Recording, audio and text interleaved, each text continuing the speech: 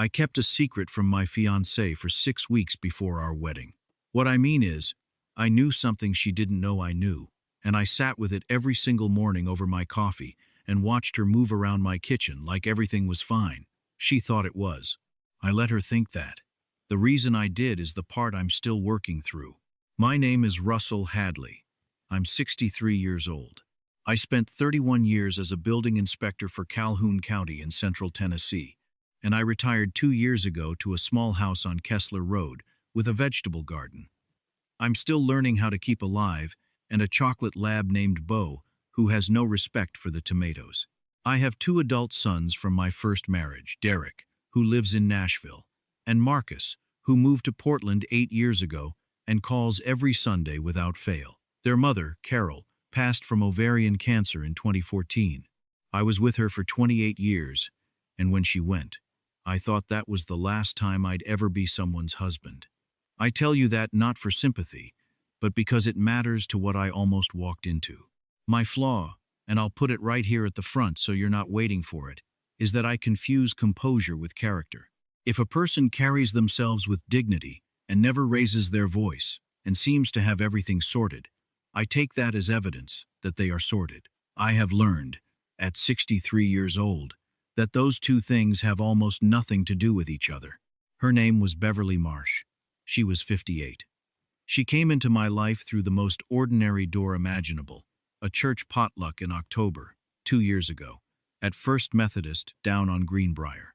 She brought a King Ranch chicken casserole, and I told her it was the best thing I'd eaten since Carol died, and I meant it without any intention behind it, and she laughed and said that was either the saddest or the nicest compliment she'd ever received.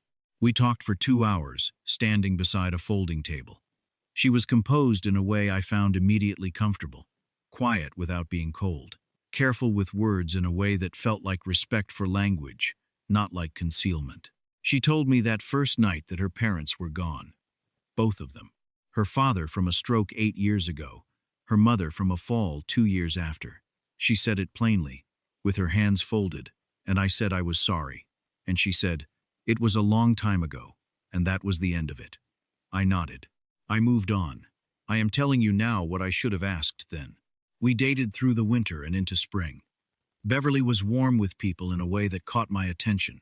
At Derek's birthday dinner in February, she remembered that his wife, Pamela, had mentioned offhand in November that she'd been trying to learn pottery. She showed up to that birthday dinner with a small voucher for a local ceramics class, handwritten, tucked inside a card. Pamela still talks about it. At Marcus's visit in April, Beverly spent an entire afternoon on the back porch with him talking about hiking trails in the Cascades, a subject she'd clearly researched because Marcus had mentioned it once in passing. She paid attention to people. She made them feel held. I told myself that a woman like this was rare, and I was right about that. I was just wrong about what kind of rare she was.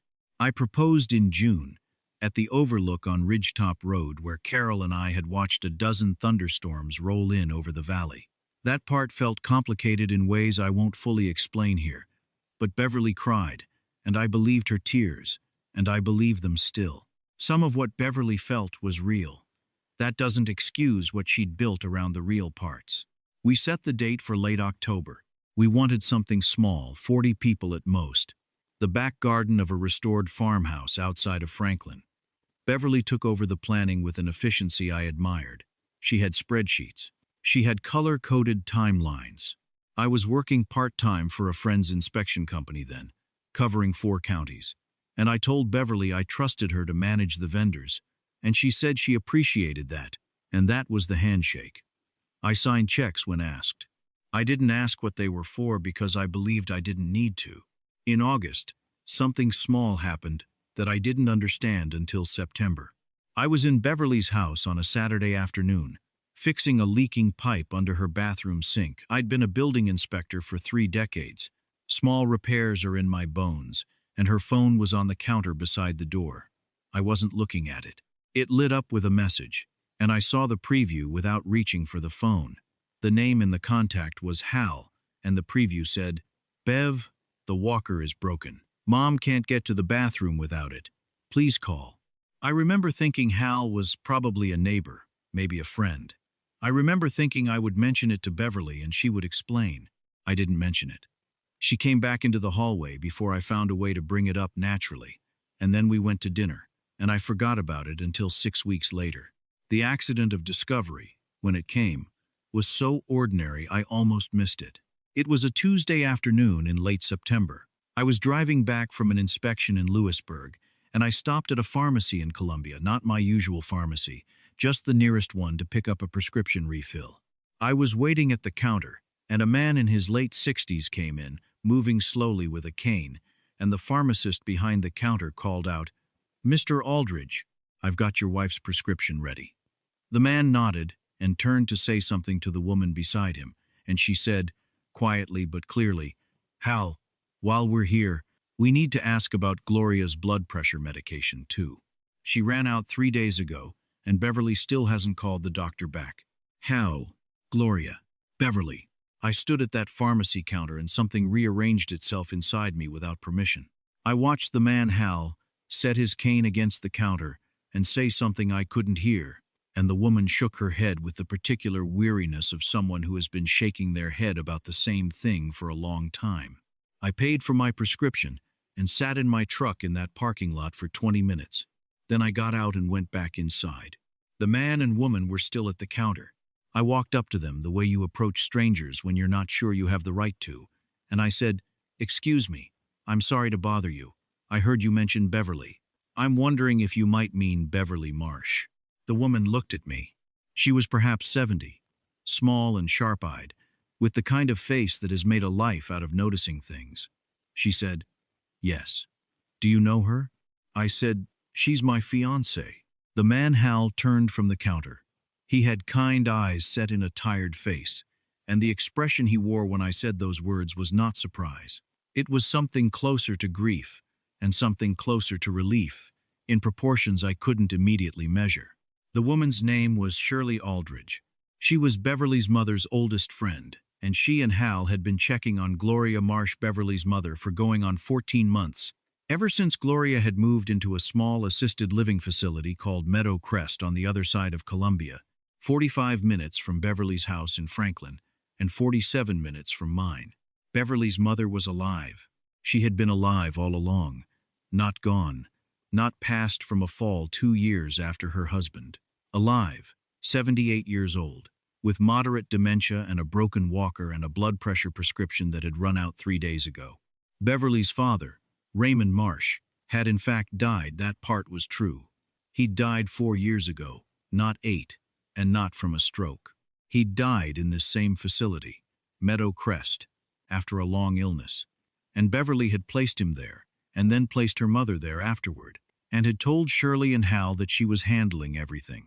For 14 months, Shirley and Hal had been driving to Meadow Crest on their own because Beverly had stopped coming more than once every 6 weeks or so.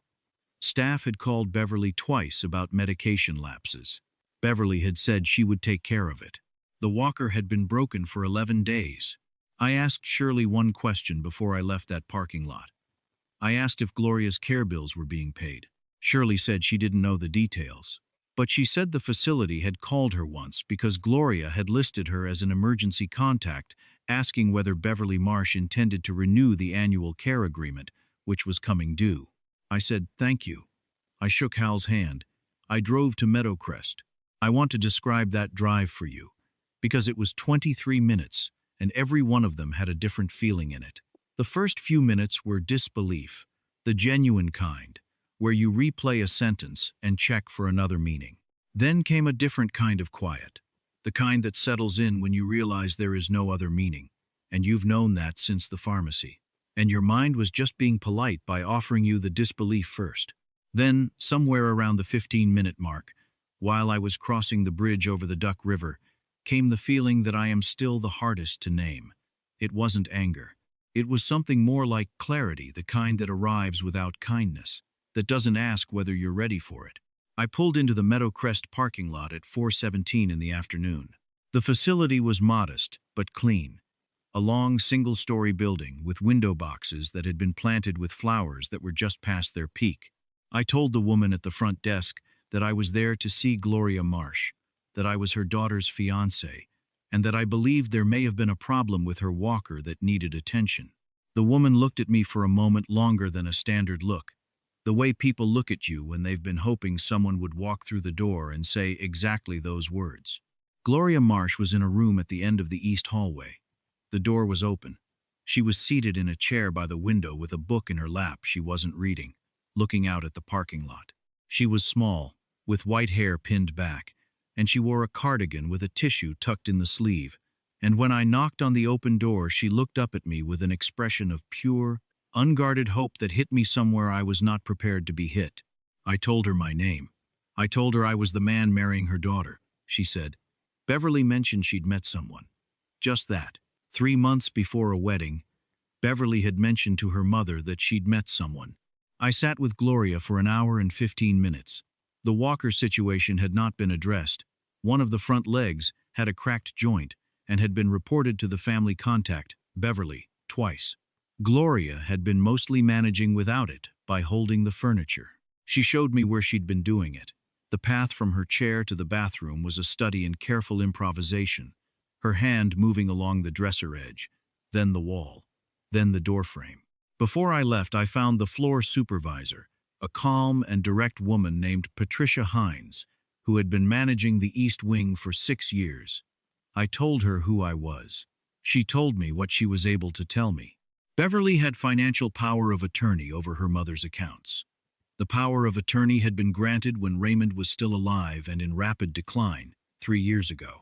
The annual care agreement at Meadow Crest was $38,400, paid in quarterly installments from Gloria's accounts. The last installment had been paid. The upcoming quarterly payment was due in November. What Patricia also told me, carefully, because she was being careful the way good people are careful when they're near the edge of what they should say, was that the personal expense account Beverly managed for Gloria, the one meant to cover medication co-pays, new clothing, personal items, small comforts, had been running unusually low, not empty, just low, consistently, in a way that had required the facility to cover several medication co-pays out of their own discretionary fund in the last 4 months. I asked Patricia for the name of an elder law attorney she trusted. She gave me a name without hesitating. I drove home with that name in my shirt pocket. I did not call Beverly that night. I sat in my kitchen with Beau's head on my knee for a long time, and I thought about what I'd seen in that parking lot and in that room, and I thought about the woman I'd watched spend an afternoon researching Marcus's hiking trails, and I tried to hold both of those things at the same time, without resolving them into something simple, because they weren't simple. Beverly was not a cartoon. She was a person who had done real kindnesses for people outside the circle of her own inconvenience, and quietly hollowed out the people inside it. That specific combination is harder to understand than plain cruelty, and I think it's more common than anyone likes to admit. The next morning I called the attorney. His name was James Cotter, based in Murfreesboro, recommended and patient and precise. I drove to his office at 10 a.m. and sat across a desk and told him everything in the order it happened, including Shirley's name and the pharmacy and the broken walker and what Patricia Hines had told me and had not told me. James asked me 3 questions to clarify, and then he said, "What outcome are you looking for?" I said I wanted Gloria to be safe, and I wanted someone other than Beverly to be managing her affairs, and I wanted to understand if what Beverly had done was criminal before I decided anything else. James said that if the personal expense account had been drawn down for uses unrelated to Gloria's care, which would need to be investigated through an accounting of the account that could constitute financial exploitation of a vulnerable adult under Tennessee law. He said we would need Gloria's cooperation and that of the facility, and that the first step was to verify whether Gloria retained legal capacity, because if she did, she had the right to revoke Beverly's power of attorney herself and appoint someone new. He made a call while I sat there. The following morning, he and I drove to Meadow Crest together. Gloria Marsh had moderate dementia, and I want to be honest with you about this because it's important. James assessed carefully and had a colleague at the facility review the relevant documentation, and it was determined that Gloria retained sufficient legal capacity to make this particular decision. It was not a simple determination, and it was not made lightly. But when James sat across from Gloria and explained, clearly and gently, what power of attorney meant and what rights she had regarding it, Gloria listened to every word. Then she looked at me, not at James, at me, and she said, "Has Beverly been taking from my account?" I told her I didn't know for certain yet. I told her we were trying to find out. She was quiet for a long time. Then she said, "Raymond always said keep your own eyes on your own money. I stopped doing that." She said it without self-pity, which made it harder to hear. She signed the revocation that afternoon. James had prepared a new limited power of attorney, designating Shirley Aldridge as the interim agent for healthcare and personal expenses, pending a formal review of the account history. Shirley, when we called her, said yes before James finished explaining what he was asking. Hal said in the background, "Well, of course." I also arranged, before I left Meadowcrest that second afternoon, to have Gloria's walker replaced. It was a small thing. It took 12 minutes and cost me $94. She walked with it from her chair to the window and back, and she looked at me over her shoulder and said, "This one doesn't wobble." That was all she said, but I've thought about it many times since. I returned home, and I waited. I want to tell you what waiting felt like, because I think some of you know this specific feeling and don't have a name for it. Beverly was texting me about centerpieces, about the difference between ivory and cream for the table linens, about whether we should do a unity candle or a sand ceremony. And I was responding, measured and calm, while sitting with the knowledge of everything I'd done in the past 72 hours. It wasn't performance. It was a kind of stillness that had arrived on the other side of the decision once the decision was made. I was not angry in any way that required volume. I was finished, and finished has its own particular quiet. Beverly found out on a Thursday morning. Her phone showed a transaction alert, a purchase made from Gloria's personal account through the new administrator, Shirley, for a new pair of non-slip shoes and a heating pad. Beverly called me immediately. Not her mother, not the facility. She called me. She said, "Someone changed my mother's accounts. What is going on?" I told her, all of it, in the same order I'd told James the pharmacy in Columbia, Shirley and Hal, Meadow Crest, the broken walker, Patricia Hines, James Cotter, the revocation, Shirley's appointment. I told it evenly and completely, and I watched the silence on the other end of the phone the way you watch a door to see whether it opens or stays closed. Beverly said, "You had no right to go there without telling me." I said, "You told me your mother was dead." There was a long pause, and then she said something I have turned over many times since, not because it surprised me, but because it was, in its way, very Beverly. She said, "I didn't say she was dead. I said my parents were gone." She said it quietly, like a lawyer, like a woman who had rehearsed the distinction. I said, "Gone means dead, Beverly, in the context of a first conversation with someone you're beginning to build a life with. You knew what I heard, and you let me hear it." She didn't answer that. I told her I was not going to marry her. I told her I would be calling the venue and the vendors and managing the cancellation, and that I would absorb the costs I could absorb and release the ones I couldn't, and that I was not interested in a negotiation about it. She said, "After everything?" And I said, "Yes." And that was the end of the call. James completed his review of the account history over the following 3 weeks. What he found was not dramatic in its amounts. We were not talking about life savings stripped overnight. What he found was a pattern of small, consistent withdrawals from Gloria's personal expense account over 18 months, redirected by Beverly as account manager, totaling just over $6,800. Some of those withdrawals could be legitimately accounted for. Some could not.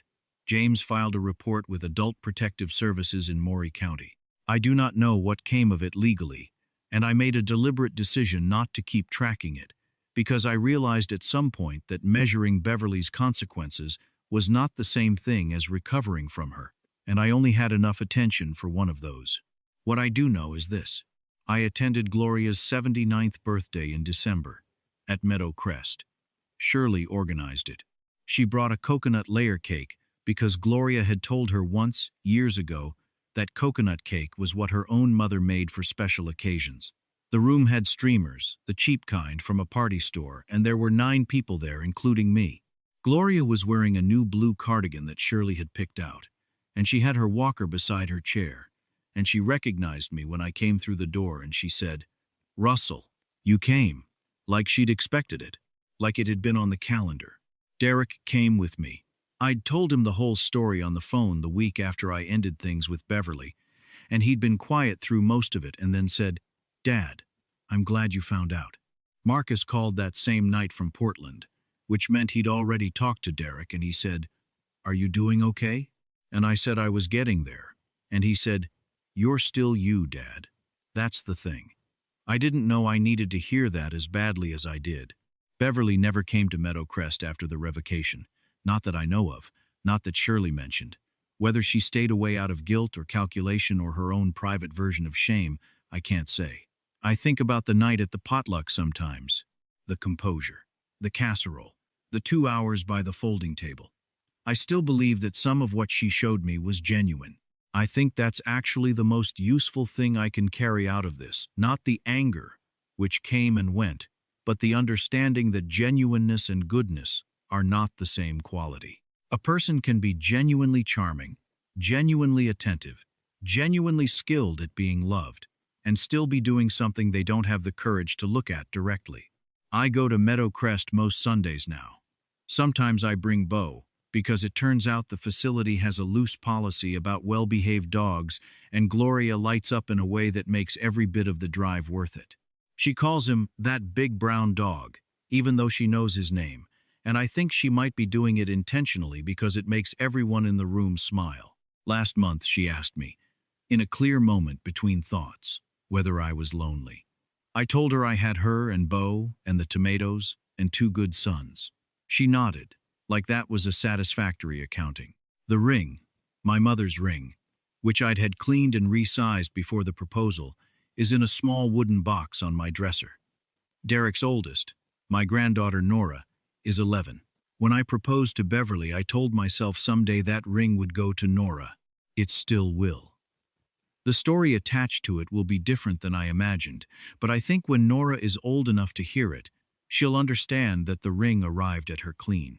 It was never on the wrong hand long enough to take anything with it. I did not cancel the garden for the fall. I kept planting. Bo still has no respect for the tomatoes. Some mornings I pour my coffee and stand at the back door watching him nose around the beds. And I think about what I almost missed and what I found instead, and I don't try to turn it into a lesson because it doesn't need to be a lesson. It needs to be what it is, a man who learned, later than he should have, that composure is not character. And who found, in the learning of it, a 79-year-old woman with a coconut cake preference and a chocolate lab she pretends not to remember the name of. That's enough. Some things don't need to be more than what they are. If this story reached you somewhere real, if you've ever sat in a parking lot while something rearranged itself inside you, or stayed for someone no one else was staying for, tell me about it in the comments. I'd like to know you're out there. And if this is your first time here, leave me your city and your first name. I like knowing who's in the room. That's all for tonight. Take care of yourselves and the people who are counting on you to notice them.